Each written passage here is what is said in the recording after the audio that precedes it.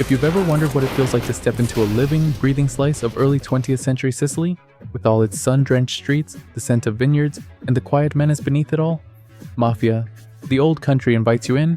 But this isn't just a postcard from the past, it's a story told in close-up, with grit, tension, and moments that linger long after you put down the controller. Playing as Enzo, a laborer pulled from the sulfur mines into the shadowed halls of the Teresi family, you're drawn into a world that's both familiar and fresh. The narrative leans heavily on tradition, betrayals, alliances, and the slow, painful climb through the ranks. But it's the small details that truly pull you under.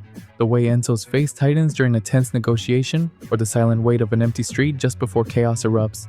These moments feel earned, genuine. Mechanically, the game is a leaner beast than many expect. It sheds the sprawling, open-world ambitions of its predecessor, focusing instead on tightly designed chapters that keep the story moving forward. The gunplay feels solid, reliable, and satisfying when you find your rhythm, but the knife fights, while intended to break up the pacing, often come off as tedious. Still, this simplicity works in the game's favor, letting you concentrate on the atmosphere and story without drowning in overly complex systems. And then there's the world itself. Sicily isn't just a backdrop, it's almost a character. The dusty roads, the distant rumble of Mount Etna, the intricate architecture of the Teresi estate.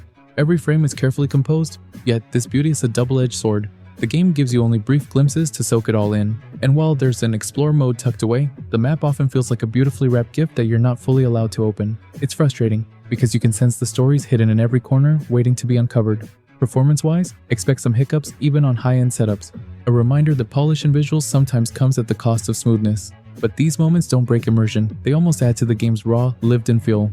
Ultimately, Mafia, the old country, is a carefully crafted story first and foremost. It doesn't seek to reinvent the genre or dazzle with innovation. Instead, it whispers a familiar tale with affection, grounding it in place and time.